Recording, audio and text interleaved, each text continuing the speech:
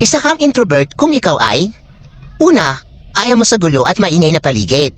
Pangalawa, hindi ka madalas lumalabas ng bahay. Saka ka lang lalabas kung may importante kang gagawin or pupuntahan.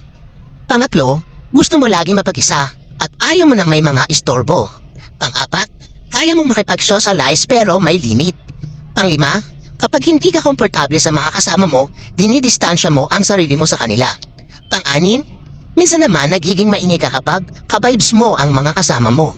Pang-pito, hindi mo alam kung paano magsimula o mag-response ng conversation sa ibang tao, kaya madalas ngumingiti ka na lang o di kaya tatahimik ka na lang. Pang-walo, hindi ka rin expressive na tao, kaya madalas kang ma-misinterpret ng iba. Pang-siyam, straightforward kang tao, pero madalas iniiwasan mong magbitiw ng masakit na mga salita kapag alam mong sensitive ang taong pagsasabihan mo.